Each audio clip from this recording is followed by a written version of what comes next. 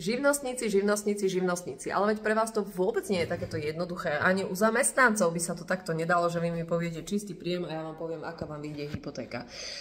Každá tá banka ten príjem posudzuje trošku inak. Aj u zamestnancov, podľa toho, aký teda druh toho príjmu je. A u živnostníkov, no tak to už ani nehovorím. Tam viete, aké sú obrovské rozdiely. Žiadna banka nepozerá na to, že podľa výšky zaplatenej dane mu dáme určitú výšku hypotéky. Nie. Niektoré banky vám budú počítať váš príjem percentuálne z hrubého a iné základ dane minus daň deleno 12. Ak sa bavíme o tých percentách, tak tam sú zase obrovské rozdiely. Niektoré banky vám budú akceptovať, ak uplatňujete paušálne výdavky 60%, iné, ak neuplatňujete paušálne výdavky, ale máte príjem do 80 000, tak vám budú akceptovať 55%, iné len 35%, iné len 20%, iné len 10%. A teraz mi povedzte, že ja mám dať takú, ako ma vyjde hypotéka. To naozaj treba sadnúť a doslova počítať a porovnávať.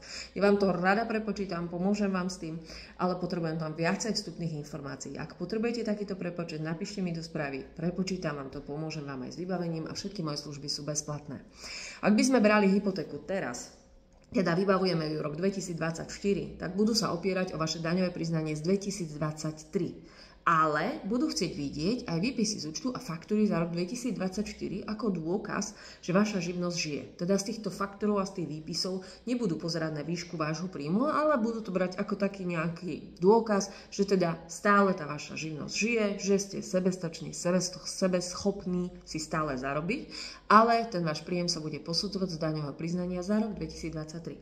Ak budeme žiadať hypotéku v januári 2025, tak budeme nastavovať daňové priznanie toto za 2024, aby bolo optimálne nastavené. Nazvime to takto pekne, že ho optimalizujeme, aby tá hypotéka vyšla.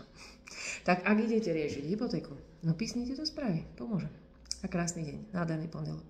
Dnes mi to video dalo zabrať, robila som asi na 20. krát, ale dala som to. Dáme si na to pohár teplého čaju, lebo tu je zima ako frásk u nás na Kysuciach. Tak, no. Zlaté tie teplá. Niektorým bankým. Niektorým bankým a niektorým nebankým. Znovu. Zísť z cesty alebo výjsť na cestu. Z toho zísť s počtom a výjsť z predpočtu. Poďme znovu. Vypočítať, koľko vám vyjde a odíde.